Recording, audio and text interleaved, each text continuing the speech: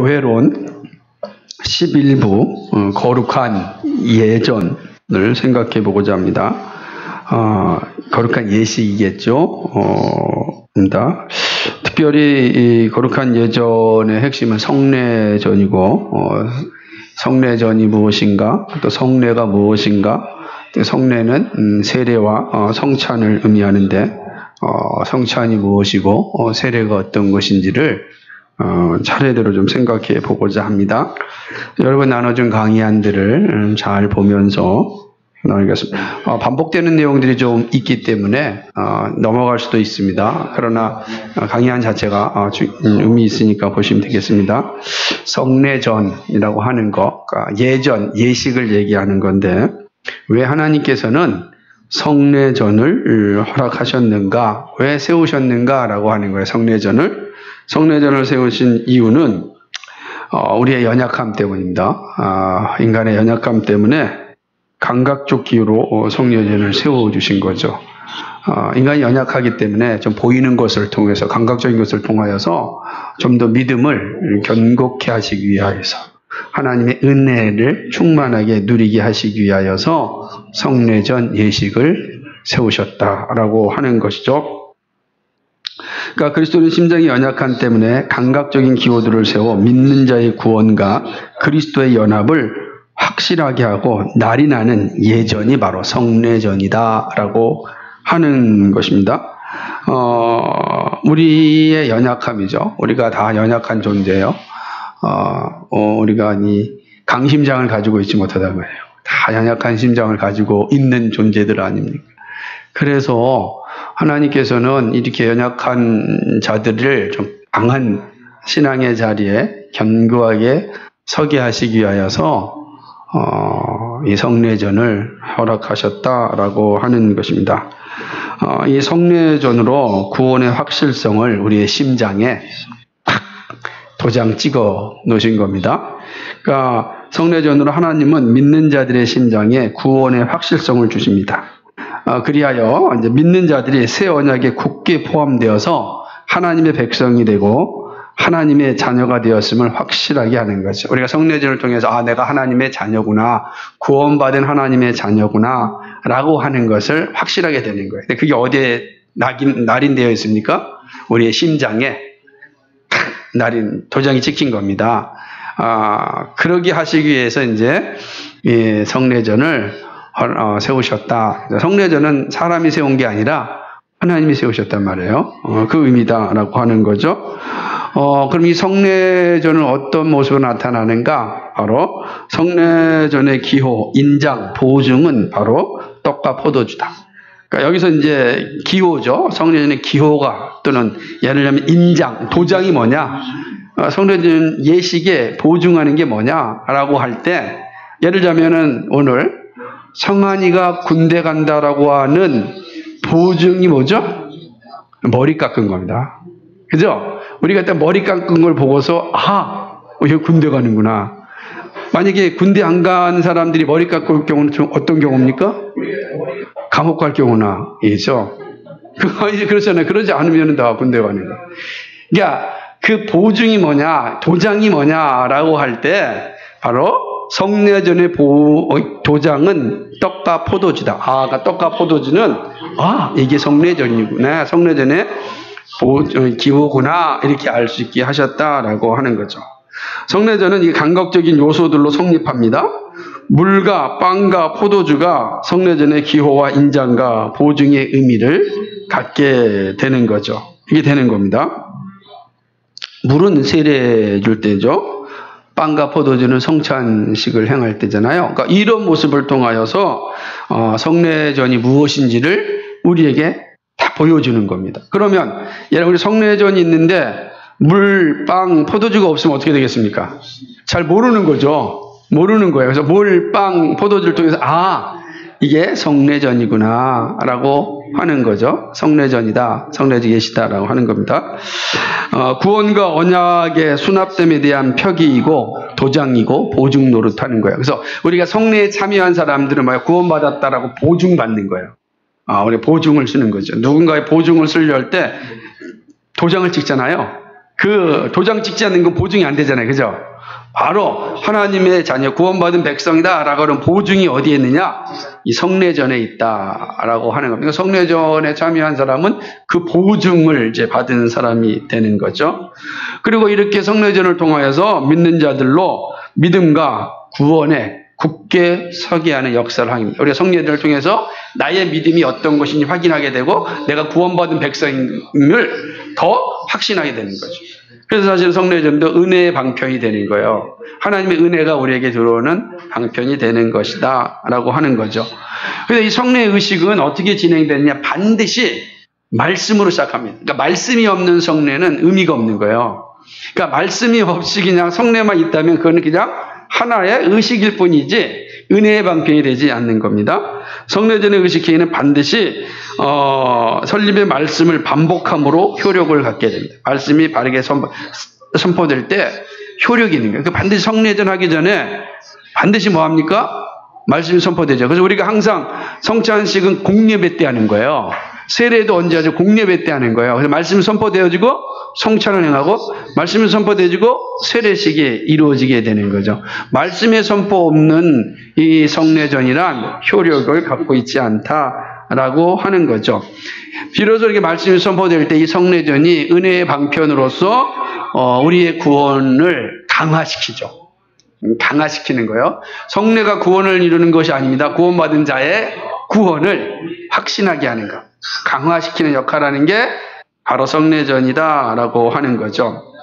그래서 근데 기억해야 될 것은 성례의 요소에 효력이 내재하는 것이 아니다라는 사실을 기억해야 돼요. 무슨 말이냐면 성례 자체에 무슨 효력이 있다는 것이 아니에요. 성례전을 사용하는 물질적인 요소들 안에 작용 효력이 내재하는 것이 아니다. 떡과 포도주가 어떤 뭐 엄청난 능력을 가지고 있다고 보면 안 돼요. 왜 이렇게 생각하냐면 나중에 살펴보겠지만 로마 캐톨릭 같은 경우는 그 떡과 포도주가 진짜 예수님의 살이 되고 예수님의 피가 되니까 그 자체가 뭐가 돼요?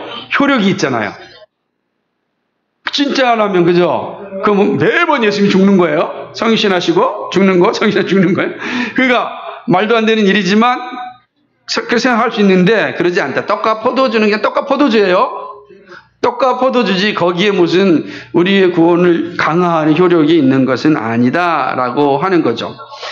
그럼 뭐냐? 이 요소들이 의식행위를 하고 설립 말씀을 되풀이하면 그 본성이나 특성들이 바뀌는 것이 결코 아닙니다.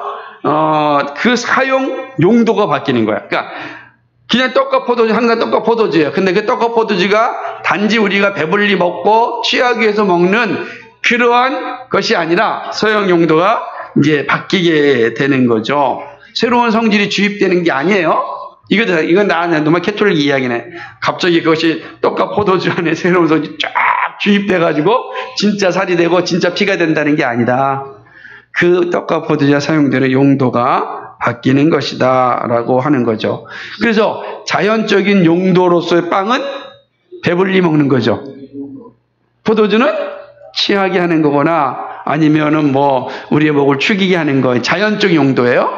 그런데 말씀이 함께 임하면 그 떡과 포도주의 자연적 용도가 영적 용도로 사용이 바뀐다라고 하는 겁니다. 영적인 이제로 사용이 되는 거죠. 그렇기 때문에 이 성례는 반드시 믿는 사람들에게만 해야 됩니다. 믿지 않는 사람, 믿음의 고백이 없는 사람들이 성례를 받는 건 아무 의미가 없어요. 그 효력이 없는 겁니다. 왜냐하면 성례전의 시행으로 성례를 받은 사람들을 그리스도와 연합하게 하는 일에 더 힘을 하는 거니까 우리가 성례를 통해서 내가 이제 예수님과 하나가 되었다, 연합되었다라는 것을 강화시키는 거예요. 내가 떡과 포도주를 먹음으로 예수님의 살을 먹고 예수님의 피를 마심으로 예수님에게 동참한다, 예수님과 연합한다라는 사실을 강화시키는 거죠. 이 사실은 우리가 연약하기 때문에 말씀으로만 우리가 그리스도와 연합되었습니다 라고 말하면, 말씀으로만 들으면 우리의 연약함 때문에 그게 강하게 다가오지 않는단 말이에요. 그런데 그래서 하나님께서 우리에게 우리가 연합되었다니까, 예수님과 연합되었다니까 이거를 말씀으로 하지 않고 기호로서 보여주신 거예요. 성례전을 통해서. 그래서 내가 이제 떡과 포도주를 마심으로 바로 그렇게 그리스도와 연합되는 거다 알려주시는 거죠. 되게 중요한 은혜의 방편이죠. 성찬은 우리의 은혜를 우리가 구원받은 사람이라는 것을 늘 확신하게 하고 강화시켜 주는 데 있다라고 하는 거죠. 그래서 성찬의 목적이 다 거기에 있어요. 철저하게 그리스도와 연합하는 데 있다라고 하는 거죠.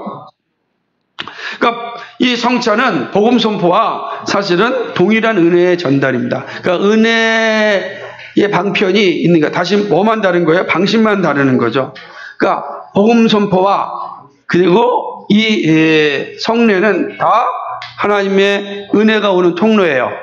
그래서 우리는 설교를 뭐예요? 선포된 말씀, 그리고 성례를 뭐라 그래요? 보이는 말씀 하는 거야. 우리가 보는 말씀을 보는 거예요. 듣거나 보는 게 다 있는 거예요. 듣는 말씀은 설교고 보는 말씀은 성례라. 그걸 다 은혜의 방편으로 우리에게 온다. 그래서 그 은혜는 우리로의 믿는 자들의 구원을 강화하게 되는 것이죠. 그래서 우리가 이제 보이는 말씀, 이걸 가시적인 말씀이라, 보이는 말씀이라 이렇게 표현하는 거예요. 그러니까 우리가 그 성례를 통하여 하나님 주신 놀라운 은혜를 다 누리게 되어 있습니다. 그래서 성례가 바르게 집행되어지면 은혜를 누리게 된 거죠. 근데 이때 반드시 말씀이 선포돼야 돼요. 말씀이 선포되지 않냐면 성례가 은혜가 되지 않아요. 은혜의 방편이 되지 않는 거예요. 반드시 말씀 전에, 이 성례 전에 반드시 하나님의 말씀이 증거되어야 한다라고 하는 것입니다. 자, 이게 중요한 겁니다. 근데 이 성례의 요소들은 어떻게 되는가? 중요한 건데 8번에 있는 것처럼 떡과 포도주 그 자체를 넘어서 그리스도의 몸과 피를 지시합니다. 이제 이 영적인 용도로 사용되었던 떡과 포도주가 영적인 용도로 사용되는 것을 끝나지 않고 그 자체가 그리스도의 몸과 그리스도의 피를 지시해요. 가르쳐 주는 거예요. 이게 성례전이다. 그래서 그리스도의 피와 그리스도의 어떤 그 몸을 보여지게 하는 거예요. 우리의 눈을, 우리의 모든 것을 어디로 향하게 해요? 그리스도로 향하게 하는데 향하려면 지시되는 것이 있어야 될 거 아니에요? 그게 바로 떡과 포도주다. 라고 하는 것을 의미하는 것입니다. 그런 측면에서 성례전적이다. 이런 표현을 쓰는 거예요. 성례전적이다.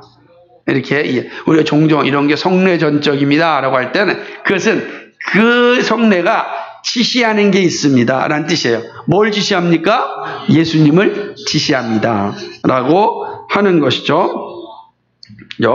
믿음으로 받으면 그 요소들이 이제 그리스도의 몸과 피와 일치가 되어집니다. 그러니까 오직 믿음으로 받을 때만 그렇게 되는 거예요. 그렇게 되는 거죠. 그러니까 이때도 이게 변하는 것이 아니라 그걸 지시한다라고 하는 겁니다.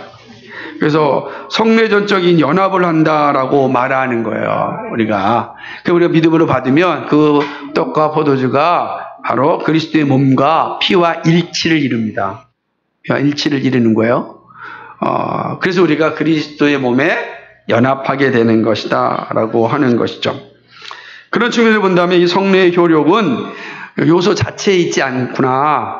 그죠? 요소 자체에 있는 게 아니고 뭐예요? 성령의 역사에 의지하는 겁니다. 성령께서 그 성례전에 역사하실 때 떡과 포도주가 우리의 은혜의 방편으로 다가오게 되는 거죠. 그래서 이제는 믿음으로 성례에 참여하게 되면 떡과 포도주를 마실 때 우리의 눈이 떡과 포도주에 머무는 것이 아니라 떡과 포도주가 보여주는 뭘 지시하죠? 그리스도의 십자가의 죽으심과, 그죠? 그리스도의 십자가의 죽으심, 그리고 우리를 향한 하나님의 사랑으로 우리의 눈이 가게 되어 있다라고 하는 것입니다. 그렇게 되는 거죠. 이게 되게 중요한 거죠. 그래서 그리스도께서 나를 위하여 십자가를 주셨고 그리스도께서 나를 위하여 3일 만에 부활하셨다. 그리고 성례전을 통해서 떡과 포도주는 우리의 눈에 들어왔는데 우리의 눈을 넘어서 어디를 향해요? 그리스도의 십자가의 죽으심과 그리스도의 부활하심으로 우리의 눈이 가는 거예요. 그거 성례전적이다라고 이야기하는 것이죠.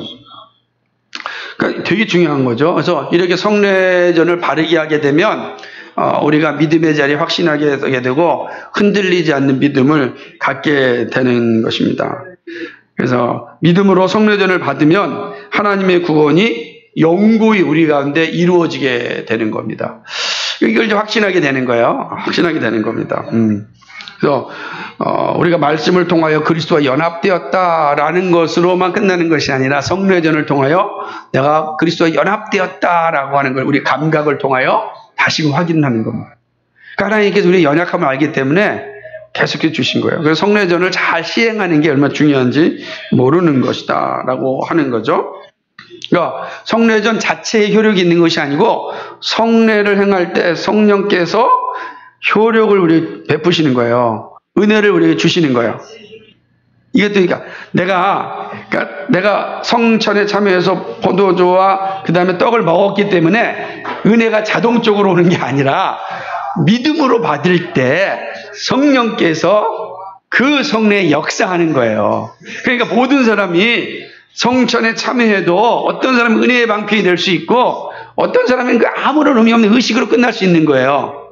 그러니까 믿음으로 받으면 그 믿음으로 받을 때 그 떡이랑 그 포도주가 그리스도와 일치가 되어지고 우리로 하여금 그리스도의 십자가와 그의 부활을 향하게 만들게 하고 그때 성령께서 역사함으로 우리의 구원받음이 견고하게 되고 내가 하나님의 자녀임을 확신하게 되고 내 믿음을 강화시켜 준단 말이에요.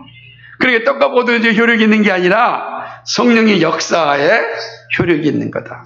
그러니까 우리가 반드시 성찬에 참여할 때, 성례에 참여할 때 믿음이 있어야 되는 이유가 여기에 있다라고 하는 것입니다. 그럼 성례는 누가 집행해야 되는가? 반드시 합당한 복음 선포자가 해야 됩니다. 그래서 성례전이 구원 전달의 필연적인 방법이 아니므로 구원 획득을 위해서 반드시 해야 하는 것은 아니다. 그러나 이건 이미 말씀드렸듯이 구원의 효력이 있는 건 아니죠. 그죠? 그러나 그렇다고 해서 아무나 이 성례를 집행해서는 안 돼요. 부득이할지라도 성도들이 세례를 주거나 성찬을 인도해서는 안 된다. 되게 중요합니다. 그래서 특별히 선교지에 있는 분들도 유념해야 될 것 가운데 하나가 이런 겁니다. 지금 바쁜데 힘든데 저 빌립을 통해서 줬듯이 우리도 줘야 되지 않느냐라고 생각하면 다르죠. 이미 말씀이 완성된 이 상태에서 그리고 복음 선포자가 충분히 있는 상태에서는 기다리는 것도 괜찮다. 그죠? 부득이하기 때문에 해야 된다라고 하면은 부득이함이 점점 많이 생깁니다. 점점 많이 생기게 됩니다. 그래서 이제 비록 이제 목사가 합당하지 못하여도 성례의 집회는 유효하며 구원의 보증과 인장노를 하는 거예요. 무슨 말이냐면 성례의 효력은 집행하는 사람이나 떡과 포도주에 있는 게 아니기 때문에 그런 거예요. 근데 이제 노마캐톨릭은 그렇게 생각하지 않아요. 신부가 줄 때 그것이 바로 변한다고 보는 거예요. 그러니까 신부의 역할 되게 중요한. 근데 그렇게 보지 않아요. 다 중요한 내용을 잘 알고 있어야 되는 겁니다. 그렇다고 해서 그러면 함부로 불의한 목사가 해야 되느냐? 그건 아니죠. 나중에 살펴보겠지만 그건 아니지만 그렇다고 하더라도 성례의 효력이 삭감되는 게 결코 아니다라고 하는 거죠. 그래서 보게 되면 이단이나 자유주의자나 중범죄자의 성례 집행은 정당한 것으로 받을 수가 없습니다. 그렇진 않죠. 이건 왜냐하면 그 사람 자체가 뭐예요?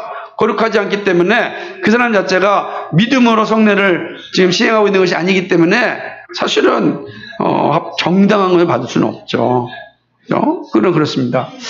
그래서 성례를 집행할 때 집행하는 사람들, 특별히 이제 목사나 또 옆에서 함께 돕는 장로님들은 성례식이 있기 전에는 정말로 긴장하고 한 주를 잘 준비해야 됩니다. 그래서 혹시라도 그 한 주간에 우리가 범죄하였다고 한다면 성찬을 연기하고 성례를 연기하는 것이 모두에게 유익이 되는 거예요. 그 공식적으로 그렇게 얘기합니다.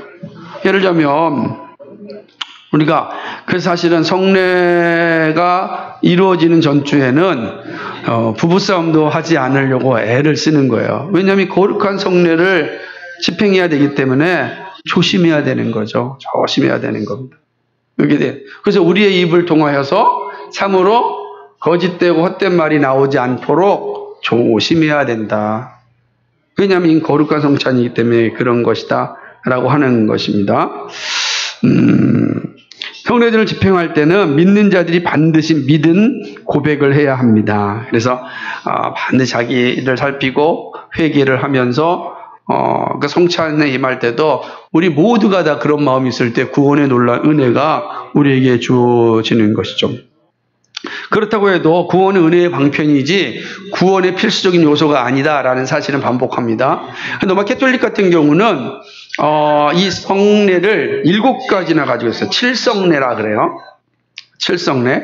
태어날 때부터 죽을 때까지 다 여가 성례를 주게 됩니다. 그러나 성경에는 단지 세례와 성찬 2가지만 말씀하고 있습니다. 결혼식이 매우 중요하지만 결혼식은 성례가 아닙니다. 결코 성례가 될 수가 없다. 라고 하는 거예요. 그러니까 성례라고 하는 이유를 자꾸 많이 만들어서 성경에서 벗어나는데 그러지 않고 오로지 성례는 세례와 성찬만 있다. 라고 하는 겁니다. 이게 전체적입니다. 자, 그래서 이제 하나 정리를 딱 한다면 우리의 연약함 때문에 하나님께서 성례전을 세우신 거다. 그래서 그 연약함을 견고하게 하고 우리의 구원을 강화시키기 위하여서 성례전을 세웠다 라고 하는 걸 잘 기억하시면 됩니다. 자, 이제 그러면 본격적으로 세례부터 살펴보겠습니다. 세례는 뭐냐라고 하는 거예요. 세례는 이미 신구약에서 동일하게 나타나는데 구약의 배경을 본다면 구약 백성들은 난지 8일 만에 할례를 받아서 언약 백성에 가입하였습니다. 난지 8일 만에 세례를 받아서 할례를 받아서 언약 백성이 되었죠. 그래서 사실은 우리도 이걸 근거해서 유아 세례를 주는데요. 유아 세례를 나중에 살펴서 유아 세례를 줘야 된다라고 하는 성경적인 내용은 없어요. 우리는 그러나 난지 8일 만에 할례를 줬던 이 사건을 통하여서 언약 백성의 일원으로서 유아에게 세례를 주는 것이 합당하다고 보는 거예요. 그러니까 일찍 주는 게 좋죠. 일찍 주는 게. 그래서 뭐 1년, 2년 있다 주는 게 아니고 사실은 아이가 태어나면 그리고 이제 산후조리를 끝나고 첫 번째 교회에 올 때 세례를 받는 게 가장 좋습니다. 왜냐하면 아이의 믿음을 보고 주는 것이 아니라 그 부모의 믿음을 보고 세례를 주기 때문에 그렇습니다. 뒤에 나와 있지만 생각해 봅니다. 그래서 몸에 언약 백성의 표를 가짐으로 언제나 언약 백성은 의식을 갖게 하고 언약의 법을 따라 살고 그 법대로 하나님을 섬기는 의무를 지게 합니다. 여러분 세례를 받았습니다. 유아 세례를 받았습니다. 다 그 세례는 뭐냐? 이제는 내가 언약 백성의 표를 가지고 있는 거예요. 우리나라 사람들은 다 뭘 가지고 있죠? 성년이 되면 주민등록증 가지고 있잖아요. 그죠? 주민등록증의 표란 말이에요. 내가 이 백성의 표다라고 하는 것처럼, 그죠? 외국에 나가면 반드시 뭘 갖고 나가죠? 여권이 있어야 되죠. 내가 대한민국 사람이다라는 표죠. 내가 하나님 나라의 백성이다라는 표가 뭐냐? 세례다라고 하는 거예요. 이 세례를 통해서는 언약 백성입니다라고 하는 것을 제시하는 거죠. 그래서 언약 백성의 자녀들은 빨리 세례를 받는 게 저는 매우 좋다라고 생각을 하는 것입니다. 자, 신약교회에서는 주 예수 그리스도가 세례를 언약 백성에 가입하는 표로 세웠습니다. 구약에는 할례를 했다면 신약에는 세례가 그 일을 하게 된 거죠. 세례는 뭐냐? 믿음 고백의 표예요. 그건 이제 9가지인데 제가 쭉 한번 읽어볼 테니까 여러분 쭉 읽어보고 한번 설명을 같이 나눕시다. 같이 읽을까요? 같이 읽겠습니다. 시작. 첫째로 세례는 주 예수를 믿는 믿음의 표로 시행된다. 세례는 주 예수를 구주로 믿는 믿음 고백이다. 세례는 주 예수를 유일한 구주로 고백하여 변화된 새 사람이고 하나님의 자녀가 된 것을 확인하는 것이다. 세례는 공적으로 교회에서 예배 시에 시행된다. 물로 세례를 받는 것은 그리스도의 피로 죄가 다 용서되고 씻어졌음을 표시한다. 세례를 받기 전에 먼저 세례 받을 사람은 자기가 죄인인 것과 주 예수만이 유일한 구주이심을 믿는 믿음 고백을 해야 한다. 믿음 고백을 공적 예배 시에 모든 회중이 보고 듣는 중에 해야 한다. 믿음 고백이 없으면 세례를 줄 수가 없다. 세례는 주 예수를 유일한 구주로 믿는다는 믿음 고백이에요. 그래서 우리가 세례를 한다면 받는 믿음 고백을 하잖아요. 믿음 고백이 중요한 거예요. 세례는 믿음 고백의 표가 되는 거예요. 내가 예수님을 나의 유일한 구주임을 고백하는 거죠. 이 세례는 반드시 공적 예배 시에 시행하는 것입니다. 그래서 온 백성, 온 회중 앞에서 저는 죄인이고 예수 그리스도께서 나의 모든 죄를 위하여 죽으셨음을 믿습니다. 저는 이제 주님의 자녀입니다. 라고 고백하는 겁니다. 온 회중이 그 증인이 되어지는 거죠. 그리고 그 증인이 되는 상황 속에서 물로써 세례를 주는 거예요. 물로 세례를 준다는 건 그 죄가 그리스도의 피로 다 씻어졌습니다. 라고 하는 것을 의미하는 거예요. 그래서 예를 들자면 세례 나중에 보겠지만은 두 번째 보겠지만 이 사실을 잘 기억하는 게 중요한 거죠. 믿음 고백이 없으면 세례를 줄 수가 없어요. 믿음 고백이 세례의 핵심입니다. 그렇다고 해서 세례가 구원의 조건이 아니고 믿음 고백이 있어야 세례를 받을 수 있다라고 하는 겁니다. 그래서 이 세례는 뭐냐? 그리스도의 피로 죄가 씻어졌음을 확인하는 표다라고 하는 거예요.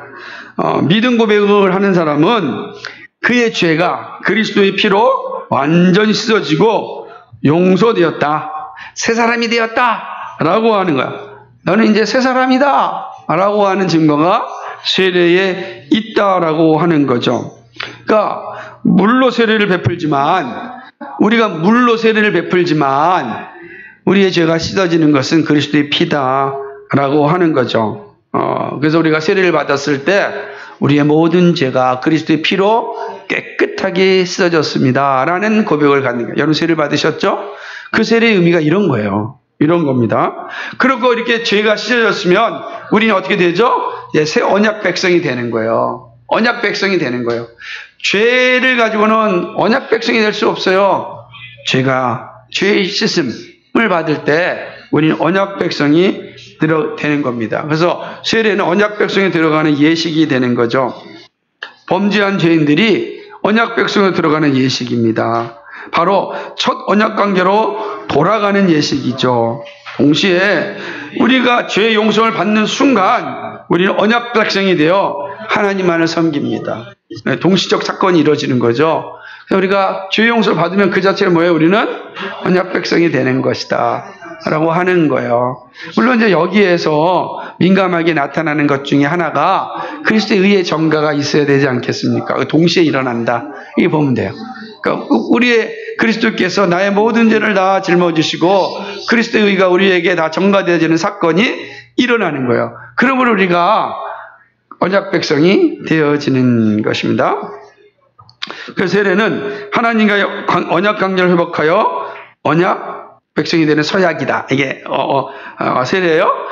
또한 세례는 뭐냐면은 교회 가입의 의식이에요. 우리의 교회의 한 일원이 되었다라고 하는 것을 세례를 통하여서 알게 되는 거죠. 주의 교회에 가입하는 예식이 되는 것입니다. 그래서 우리가 한 교회 공동체 지체가 됐다는 것은 세례를 통하여 확인하는 거예요. 우리가 다. 그리고 이제 교회의 지체가 되어지면 의무와 특권을 갖게 되는 겁니다. 성찬에 참여하는 특권을 갖게 되는 것이고 교회를 세워야 되는 의무를 갖게 되는 겁니다. 되게 중요한 거죠. 이제 교회를 세워야 되는 거예요. 그래서 이제 세례 받은 사람은 교회를 세우는 의무가 주어지는 겁니다. 그런데 세례를 받고서도 세례의 의미, 참된 의미를 모르니까 자기 주관에 따라서 교회를 바르게 세우지 못하는 경우가 많아요. 그거는 참 끔찍한 죄라 이렇게 할 수가 있는 것입니다. 그럼 어떻게 교회를 세우는가? 그럼 공적 예배에 잘 참여하는 일입니다.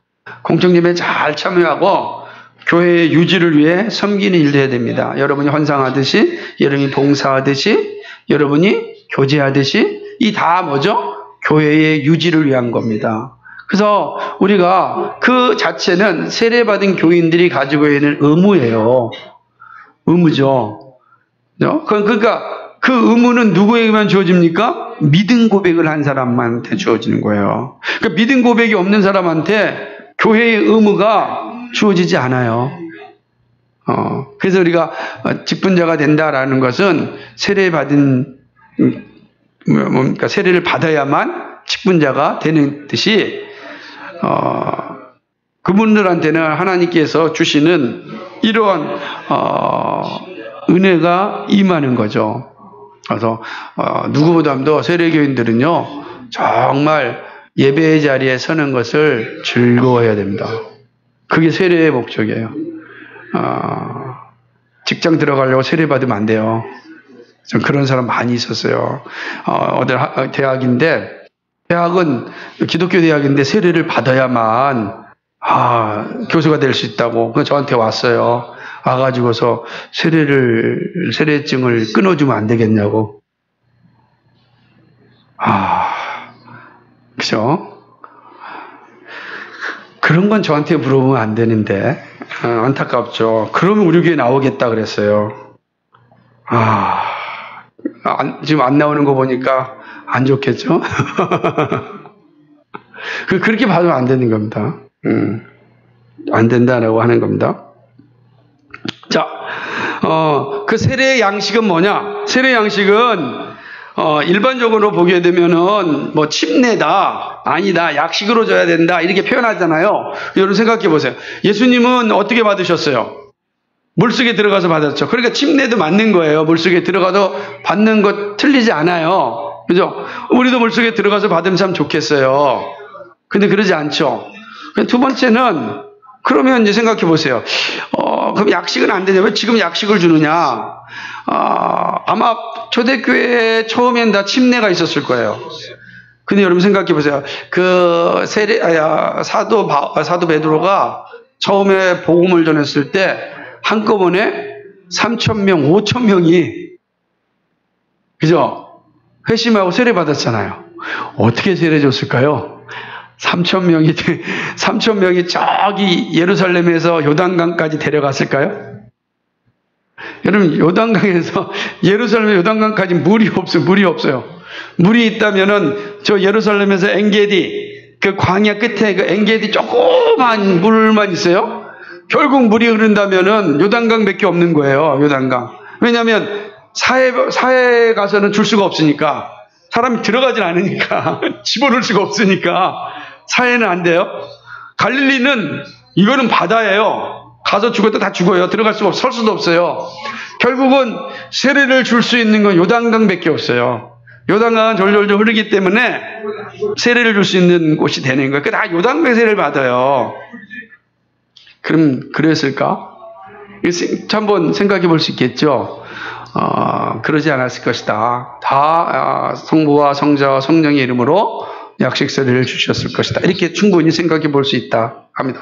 그러므로 물에 담기듯이는 아니면 약식을 주든 세례는 상관이 없다. 다만 세례를 줄 때 성부와 성자와 성령의 이름 3번 주는 게 좋다. 그것도 좀 찍지 말고, 그죠? 저는 그래서 좀 푹 담궈서 주잖아요. 유아세례 할 때도 아이들한테도 푹 하듯이 톡톡 찍지 말고 좀 의미를 잘 설명해서, 우리 연약함 때문에. 그래서 3번 이게 다 찍어서 성부와 성자와 성령의 이름으로 주는 것이 합당한 양식이 아닌가 생각을 하는 것입니다. 그러니까 그럴 때 세례의 양식을 통하여서 세례가 무엇인지를 명확하게 알 수 있죠. 그 세례 형식이요, 구원함이 아닙니다. 그냥 예식일 뿐이에요. 확증할 예식일 뿐이에요. 왜 그러냐면 이것 때문에 침례를 또 받아야 된다 그래가지고 침례교 계통에서는 세례를 받으면 다시 와서 또 세례를 받아야 된, 침례를 해야 된다는 거예요. 제 친구도 여기서는 장로교에서 세례 받았고 집사까지 했는데 미국에 갔더니 침례교단이라 아무리 여기서 세례를 받았어도 다시금 받으라 그래가지고 우리 차현성 형제도 그런 요구를 받았었죠. 네. 왜 그러냐면 침례 자체를 자꾸만 구원의 표로 생각해서 그래요. 그러지 않아요.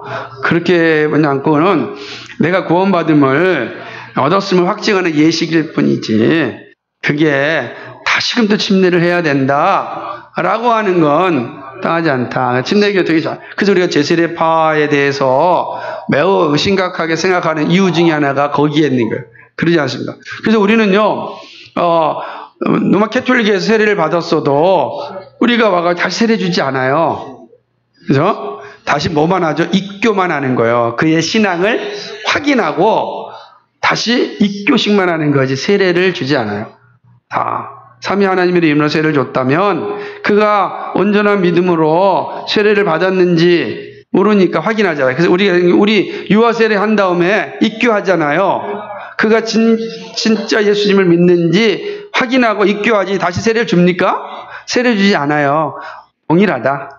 거기서 다시 우리가 세례 주지 않고 입교하고 믿음의 고백을 확인하는 일을 할 뿐이다 라고 하는 것이죠. 자, 처음에 사도들은 어떻게 세례를 줬는가? 예수 그리스도의 이름으로 세례를 줬습니다. 주 예수 이름으로 세례를 줬어요. 처음에는 주 예수 이름으로 세례를 주노라. 그렇게 끝났다고요. 바울이 그리스도와 가이오와 스데바나 집 사람들의 세례를 주었다 하면서 오늘 말씀해 보니까 내가 또한 스데바나 집 사람에게 세례를 주었고 그 외에는 다른 아무에게도 세례를 주었는지 알지 못하노라 이렇게 하잖아요. 그렇게 얘기하고 있는 겁니다. 그러니까 다 주 예수 이름으로 세례를 주었어요. 여기 보게 되면은 스데바나 집 사람에게 세례를 주었다 그러니까 어린아이까지 다 포함된 것 같아요. 다 세례를 준 거예요. 주 예수 이름으로 세례를 줬다라고 하는 거죠. 주 예수 이름으로. 그런데 이게 초대교회 사도들은 그렇게 줬어요. 근데 지금 우리는 주 예수 이름으로 세례를 줍니까? 그러지 않죠. 삼위 하나님의 이름으로 세례를 주잖아요. 그러니까 성경에 보게 되면 초창기에는 다 주 예수 이름으로 세례를 줬는데 언제부터 삼위 하나님의 이름으로 세례를 줬느냐? 4세기에 이르러서 니케아 공회의와 콘스탄티노플 공회의에서 삼위일체 교리가 공식화됩니다. 성자와 성부와 성령은 한 분이십니다. 라고 하는 거죠. 그리고 이제 처음으로 성령께 기도하기 시작합니다. 이때부터 세례도 삼위일체 하나님의 이름으로 주게 됩니다. 그래서 오늘은 우리는 뭐죠?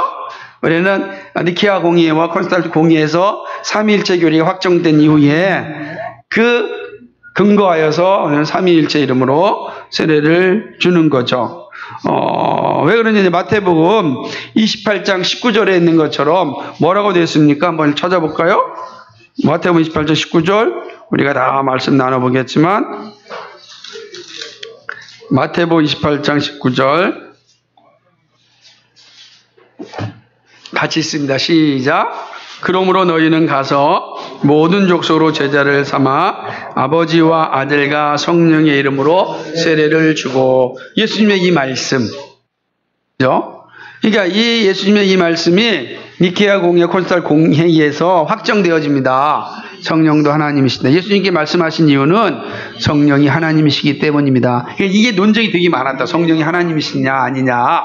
근데 이 내용들이 이제 니케아 공회, 콘스탄티노플 공회에서 확정이 됩니다. 성부도 하나님이시고 성자도 하나님이시고 성령도 하나님이십니다. 이 확정이 되어져요. 그러면 그때부터 이제는 우리는 삼위일체 이름으로 세례를 주는, 예수님께서 말씀하신 것처럼 삼위일체 이름으로 이제 세례를 주게 돼요. 우리 다 삼위일체 이름으로 세례를 받게 되는 것이죠. 어린아이에게도 세례를 줍니다. 구약의 전통을 따라서 주는 거죠. 이때 아이가 믿음을 고백할 수 없으니까 부모들의 믿음을 보고 세례를 주는 거예요. 그 어린아이에게 세례를 주는 근거는 언약 체결에 있는 겁니다. 그래서 언약 체결에 있어요. 그러니까 성경에 어린아이에게 세례를 줘야 된다는 명확한 근거는 없지만 그는 언약 백성의 이 일원이기 때문에 그거에 근거하여서 우리는 세례를 주는 것이죠.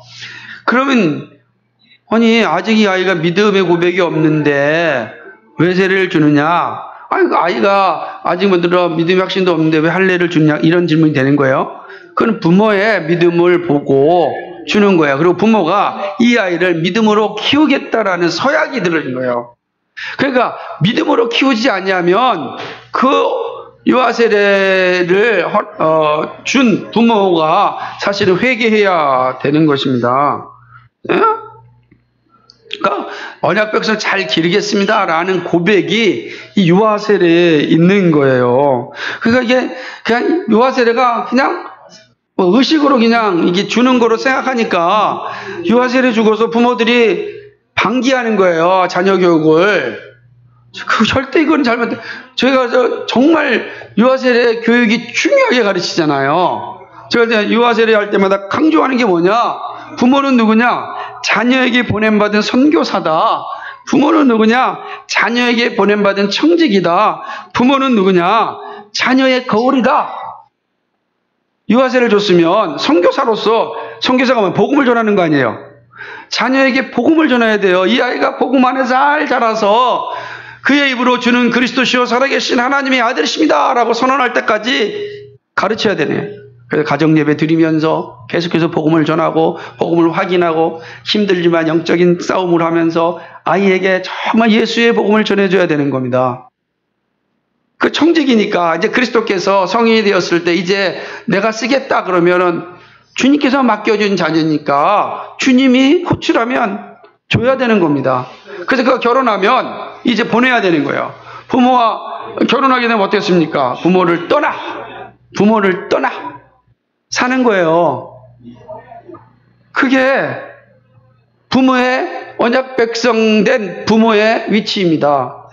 그리고 부모는 죽을 때까지 거울로서 사는 거예요. 거울이에요. 우린 거울이라고요. 이 두려운 마음으로 유아 세례를 줘야 되는 거예요. 근데 그러지 않고 그냥 세례식 해야 된다고 하니까 세례를 줘니까 큰 문제가 생기는 거죠. 어떤 문제입니까?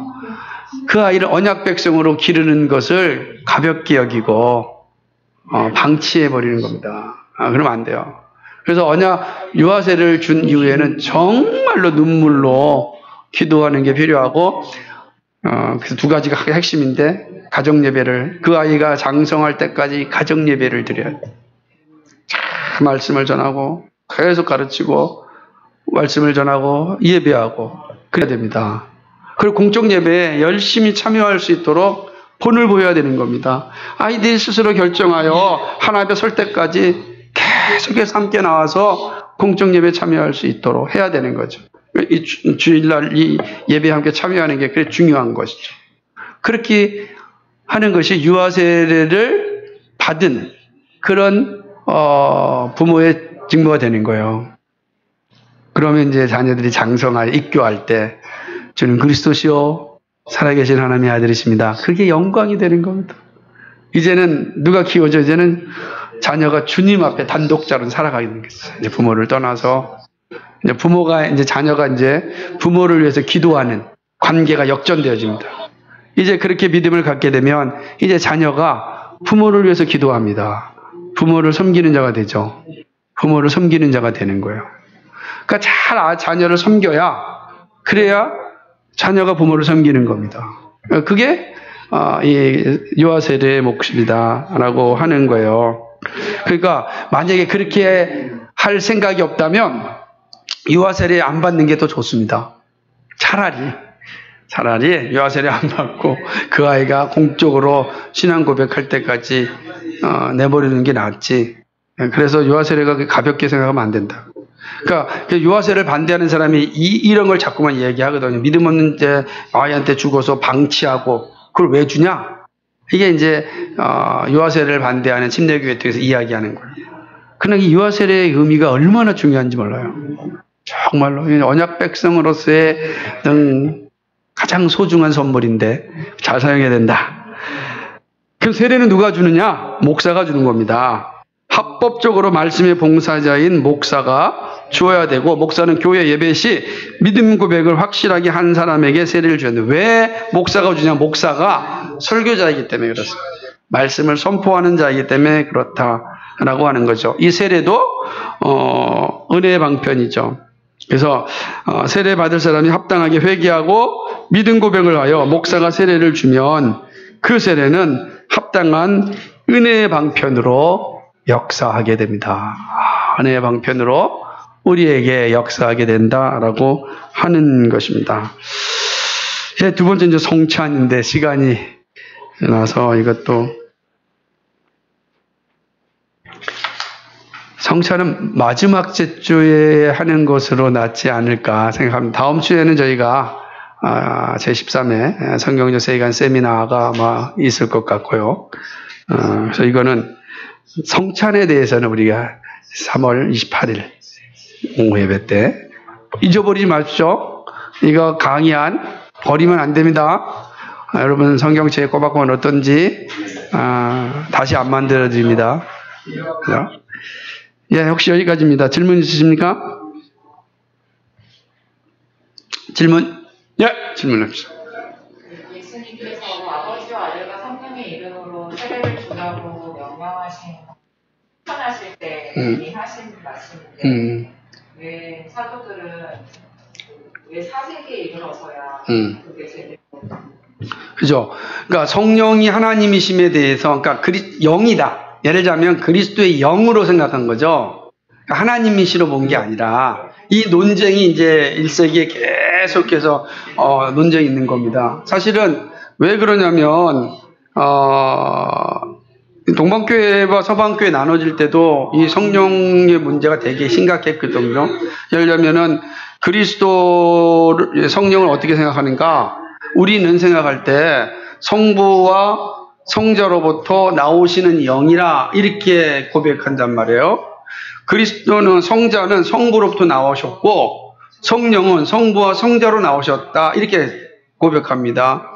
근데 동방교회는 성부와 성자와 성령을 다 동일하게 누가 나오시는 게 아니고 성부와 성자와 성령으로 독립적 존재로 보는 거예요. 그러니까 이럴 때 성령에 대한 이해가 첨예하게 있었던 시대였기 때문에 그래서 이 삼위일체 자체도 오래 걸렸죠. 왜 그러게 되면 성자가 성자의 인성과 신성에 대한 논쟁도 심각했으니까. 그러니까 초대교회를 시작할 때는 이제 각 성경이 말하는 이미 이렇게 문자화로 주어졌던 이 말씀이 우리의 신앙의 고백으로 되어지기까지는 수없이 많은 논쟁을 거치게 됩니다. 그러고 난 뒤에 이제 이 고백이 선명하게 드러나게 되는 거죠. 이때 가장 큰 역할을 했던 분이 대바실이라고 하는 지금의 우리가 잘 알고 있는 갑바도기아의 신학자인 대바실 이에 의하여서 특별히 이제 그쪽에 신학자들에 의하여서 이 삼위일체 교리가 성경이 말하는 것의 의미가 분명해지게 되는 거죠. 처음에는 성육신의 고리가 참 오래 걸려서 예수님이 성육신 하셨다라고 하는 거. 그래서 우리가 잘 아는 아타나시우스와 아리우스의 논쟁이 많이 있었단 말이에요. 2, 3세기에.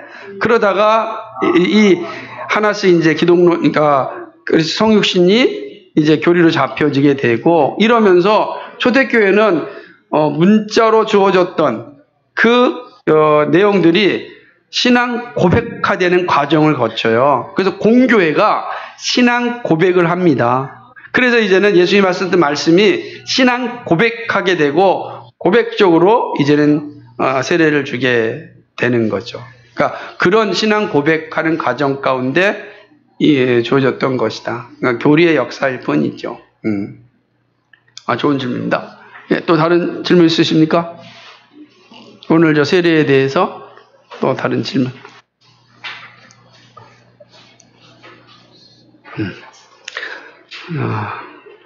우리 성환이 이제 군대 가기 전에 한번 질문을. 없습니까? 없습니까? 질문? 우리 없어요? 차현성 형제님 빨리 질문하세요.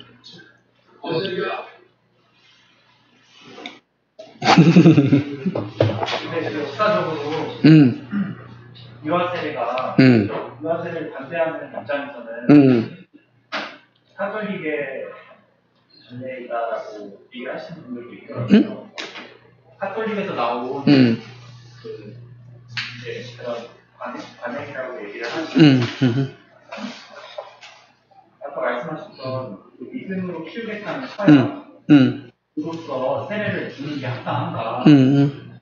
세례가 아니어도 그거는 다른 아까 말씀하셨듯이 명확한 근거가 없는데 세례라는 그 형식으로 믿음으로 키우겠다는 서약을 그 의미를 강화해야 이렇게 얘기하시죠. 그럴 수 있죠. 그러니까 왜냐하면 성경에서 유아세례를 줬다 이렇게 딱 명확하게 있으면 너무 좋았을 텐데 신학적으로는 설명될 수 있지만 그래서 우리는 이렇게 가려야 됩니다. 우리는 성경을 문자로 받지만 동시에 문자의 바른 해석도 받는 거예요. 그러니까 이게 우리의 믿음의 고백이죠. 문자만 받는 게 아니라 바른 해석도 받는 거죠. 예를 들자면은 아까 말씀드렸던 삼위일체는 해석이잖아요. 문자로는 주어졌지만 그것이 삼위일체라고 해석되어졌잖아요. 신앙 고백과 그걸 받아들이는 거예요. 우리의 신앙 고백은 여기 다 있는 거죠.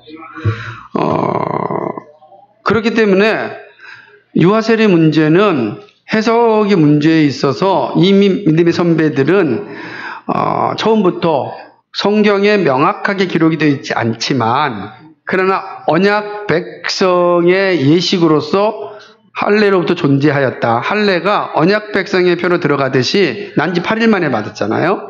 그렇듯이 신약에 있는 세례도 유아세례가 명확하게 써 있진 않지만 그러나 그 역시도 언약 백성의 가입으로서 줄 수 있다. 해석이 가능하다라고 본 거고 그런 측면에서 이야기할 때 아까 스데반의 집 사람들에게 세례를 줬다라고 했을 때 아이들은 빼놓고 세례를 줬겠는가 라고 해석이 있고 또 마찬가지로 우리가 빌립보 감옥의 간수의 모든 아이들 다 세례를 줬잖아요. 줬을 때도 그 가족의 아이들만 빼고 줬겠느냐라고 하는 해석의 문제가 있으니까 신학적으로 언약의 문제와 언약 백성의 이론이 된다라고 하는 해석이 합당하고 또 하나는 성경의 근거를 통해서 볼 때 명확한 근거로 구문으로 나와 있지 않지만 그 본문의 해석으로는 충분히 의미가 가능하기 때문에 이 신학적인 해석이 전통적으로 존재하고 그리고 이 두 본문의 해석도 충분히 가능한 해석이기 때문에 격파 목사님들은 종교개혁자들이 칼빈을 비롯해서 이 유아세례가 합당하다라고 받은 거예요. 그러니까 이것이 그냥 그런데 침례교계 또 유아세례를 반대하는 분은 단지 명확하게 없기 때문에 받을 수 없다라고 이야기하는 거예요. 그러면서 믿음이 없는 아이들에게 명확하게 받을 수 없다라고 하는 거죠. 근데 문제는 아까 지금 차이선생 잘 얘기했지만 아니 그것은 언약 백성이 아니더라도 할 수 있지 않겠느냐? 이건 매우 위험한 발언이에요. 왜 그러냐면 언약 백성이 아닌 거 자녀가 언약 백성인 것과 아닌 것은 어마어마한 차이가 되거든요. 언약 백성이 아니라면 내가 책임을 져야 될 이유도 많이 경감되는 거죠. 단지 내 자녀이기 때문에 나한테 난 아이기 때문에 이 아이를 내가 잘 신앙으로 키워야 된다라는 이유는 그거는 일반적인 거죠. 그거는 신앙의 고백이 아니죠. 그건 본능일 뿐이지. 근데 우리는 다른 거예요. 이 아이는 나로부터 나온 아이지만 동시에 같은 언약 공동체한 백성이에요. 만약에 이 아이가 언약 백성이 아니라고 한다면 그냥 살다가 끝나는 거예요. 지옥 가고 한 천국 가는 거예요. 그러니까 이 땅에 잠시 살다 끝나는 거지 이 아이가 어떤 의미가 있겠어요. 그래서 믿음의 선배들은 언약 백성이라고 하는 자체를 너무너무 소중히 여긴 거예요. 그래서 난지 8일 만에 할례를 줬다라고 하는 건 우린 언약 백성 표다. 우리 하나님 나라의 백성이다. 라고 하는 것을 확인하는 과정이었어요. 정말 중요하죠. 아까 강조하셨던 게 예를 들어 세례도 중요한 건 믿음의 고백이잖아요. 일단 그 믿음의 고백이 없는 상태고 아까 명확한 근거가 없는 상황이고 또 실제 믿음 있는 부모님 밑에서 거듭난 백성이 아닌 신뢰들도 있고 성경 안에서도 있었잖아요. 그러니까 그런 유아세를 통해 구원의 효력이 없지만 그럴 것이다 라는 생각으로 이제 유아 세례를 하는 거잖아요. 그럴 것이다라고 하는 생각이 어디 있어요? 양 부모님께서 믿음이 있으시다고 해서 자식이 꼭 거듭난 그리스도인 거라는 100% 그런 게 없잖아요. 그러면 어떻게 살겠어요? 내가 언약 백성인 그런 개념이 아니고. 그렇기 때문에 더 중요한 게 믿음의 고백이 없는 상황에서 세례를 주는 게 맞냐? 할례가 믿음이 있어서 그 할례 주지 않잖아요, 그죠? 그러니까 구약에서 언약 백성의 표로서 할례를 받았거든요. 신약에도 똑같이 언약 백성의 표로서 세례를 주는 거예요. 그런데 이 아이가 우리는 언약 백성의 한 일원임을 고백해야 되잖아요. 언약 백성의 표라고 하는 사실을. 왜냐하면 세례 자체가 무슨 말 그렇게 지금 차현성처럼 생각한다면 지금 세례가 구원의 표가 아니라면 우리가 세례를 받아야 될 이유도 없고 세례를 할 이유도 없죠. 뭐 또 구원받을 게 아니니까. 그러니까 무슨 말이에요? 우리도 세례가 구원의 표가 아니니까 우리도 뭐하러 세례를 받아요? 받을 필요가 없지. 우리도 마찬가지로. 그런데 왜 세례를 줬냐면 우리가 언약 백성의 표로서 우리에게 세례를 주는 거예요. 예수님께서 자녀들도 마찬가지라는 거예요. 그러니까 그 자녀가 언약 백성의 한 존재로서 받아들이는 거예요. 무슨 말이냐면 내가 세례 받았으니까 구원받았다라는 게 아니잖아요. 내가 구원받음을 확인하는 과정이죠. 세례가. 그러니까 유아세례 똑같다는 거예요. 그러니까 우리나 유아세례가 똑같아요. 똑같은 거예요. 다만 차이가 있다면 뭐예요? 나는 그 믿음 고백이잖아요. 그 믿음 고백만 있는 거예요. 근데 그 믿음을 누가 해요? 부모가 하는 거예요. 하나님께서 부모를 보시고 부모의 믿음 고백으로 그 아이에게 세례를 베풀라 하는 거야. 다만 그 아이의 세례가 효력을 언제 발생하는가? 그가 입교할 때 그의 고백을 할 때까지 연장되는 거예요. 연장돼서 그가 세례를 이제 자기 입으로 고백하게 되면 그 세례가 그에게 효력을 발생하게 되는 거죠. 어떤 효력입니까? 구원의 확신을. 내가 언약 백성의 확신으로 더 이제 확인하게 되는 거예요, 자기가. 이해가 되시겠어요? 그러니까 그 차이가 되게 분명하게 있는. 그래서 우리는 언약 백성의 자녀에게 주는 것을 정말 소중하게 여긴 거예요. 이게 노마 캐톨릭과는 전혀 개념이 달라요. 노마 캐톨릭은 이거를 다른 의미로 생각하는 거예요. 그거는 줄 때 무슨 대단한 효력이 발생한다고 보는 거예요. 그런 개념이 아니다. 그래서 유아세례를 반대하는 사람들의 개념은 사실은 성경을 문자로 받지 해석으로 받지 않아서 문제가 생기는 거예요. 되게 중요하죠. 그래서 우리는 언약 백성으로의 자녀가 됐다라는 사실을 인지하는 게 그 고백이거든요. 그래서 주는 거예요. 우리도 마찬가지죠. 다시 한번 설명하면 우리가 세례 받을 때 우리가 믿음 고백을 확인하잖아요. 확인했다고 해서 구원이 있는 게 아니죠. 구원받은 자가 고백을 하니까 그 고백에 대해서 세례를 주는 거예요. 그리고 세례를 받음으로 내 믿음이 구원받음이 확고하게 되는 거예요. 그렇구나 라고 하듯이 유아세례도 하나님께서 우리 언약 백성으로서 한 일원으로 부르셨어요. 부르심은 하나님의 소관인지 나의 소관이 아니에요? 하나님이 부르신 거예요. 우리 자녀로 불러주셨어요. 그리고 그를 우리 언약 가정의 한 일원으로 삼아주셨어요. 부모가 이 아이를 하나님의 언약 백성으로 온전하게 키우겠다라고 하는 그 고백을 하나님 받으시고 세례를 주는 거예요. 근데 이 세례를 줬다고 해서 이 아이가 믿음의 고백을 하는 게 아니에요. 이 아이에게 이제 부모에게 책임이 있는 거예요.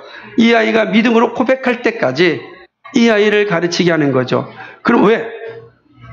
그거는 부모에게 언약 백성이라고 하는 그 존귀한 틀 안에 살게 하시기 위함이에요. 그래서 믿음의 선배들은 이걸 목숨처럼 여기있다고요. 이 아이가 내 언약 백성이다 라고 하는 거예요. 그런데 그거 되지 않냐면 내가 이 아이 만약에 아까 말했던 것처럼 그렇게 키우지 않겠다고 한다면 언약 백성으로서의 의식을 가지고 있지 않다고 한다면 세례를 줘야 될 이유가 상실된다. 그러니까 그 언약 백성의 개념이 중요한 거예요. 그게 아니라고 한다면 뭐하러 세례를 주겠는가? 줄 필요 없어요. 주지 않으면 그 아이가 알아서 자라는 거지. 부모의 책임이 일반적으로만 존재하지 언약적으로 존재하지 않아요. 언약적으로 존재하지 않는 거예요. 이거는 그리스도 우리의 관계도 마찬가지예요. 우리가 그리스도의 언약 관계에 있으니까 그리스도께서 우리를 위하여 오늘도 일하시는 거예요. 언약 관계가 아니라고 한다면 그리스도가 우리를 일하셔야 될 이유가 상실되는 거죠. 그 차이가 있다. 그게 엄청나게 큰 차이예요, 사실은. 근데 아까 말씀드렸듯이 단지 성경에 문자화되어 있지 않다라는 것, 그리고 믿음의 고백이라고 하는 것으로 사실은 이제 유아 세례를 반대하죠. 그 차이에 딱 그 차이예요. 그렇다고 한다면 이제 이럴 때 질문 던져볼 수 있는 거죠. 그렇다고 한다면 아까 왜 노마케토를 종교개혁을 일으켰던 개혁자들은 유아 세례를 그렇게 강조했을까? 그죠? 유아 세례를 반대한 사람들은 16세기의 침례교도들인데 종교개혁자들은 16세기 종교개혁자들은 다 찬성했는데 17세기에 와서 왜 반대했을까? 특별히 그들 회중주의자들인데 그래서 장로교 개혁파들은 다 찬성했는데 회중주의자들은 왜 이 문제에 있어서 이렇게 했을까?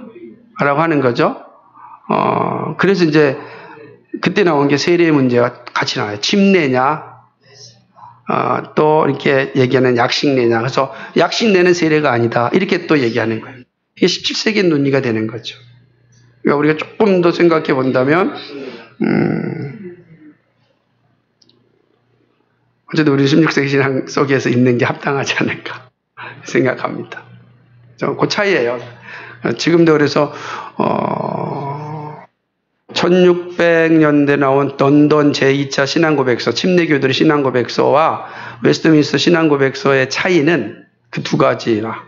그러니까 정치제도뿐만 아니라 세례, 유아 세례 문제가, 침례 문제가 그거 차이가 있어요. 지금까지 존재해요. 침례교회 우리가. 그래서 우리는 그걸 개혁파라 부를 수 있겠냐면 논쟁도 많지만 저는 뭐 그 문제가 우리의 교회에 서고 넘어짐의 문제가 아니니까 크게 주든 주지 않든 문제가 되지 않아요. 근데 다만 오히려 이제 유아 세례를 반대하는 사람들이 적극적으로 유아 세례 문제를 걸고 넘어진다. 그게 재밌는 문제죠. 혹시라도 저 질문에 내가 한 가지 한 번 더 말씀드리자면 제가 생각이 났으니까 잊어버리면 안 되니 언약을 체결할 때 하나님이 나와 언약을 체결할 때 나와만 체결한 게 아니고 내 안에서는 모든 자녀들과 다 함께 체결한 거, 언약 체결이라는 것. 그래서 이제 언약 체결을 했기 때문에 그 근거에서 우리 자녀도 언약 백성이다라고 하는 거예요. 그러니까 나와 맺으신 하나님께서 나에게 날 자녀들도 다 그 언약 안에 들어가는 거예요. 그게 이제 언약 체결의 목적이 되죠. 예를 들자면 우리가 나라와 나라 사이에 언약을 체결할 때 나는 안 했어요. 하지 않잖아요. 그 언약 안에 우리가 다 포함되는 거잖아요. 약속 안에. 그래서 하나님께서 언약을 체결하실 때는 바로 그런 의미다. 그러니까 우리 자녀도 다 언약의 체결자가 되는 거다. 그래서 언약 백성이다. 이렇게 의미가 되는 거예요. 이해되시죠? 잊어버릴까 봐. 네.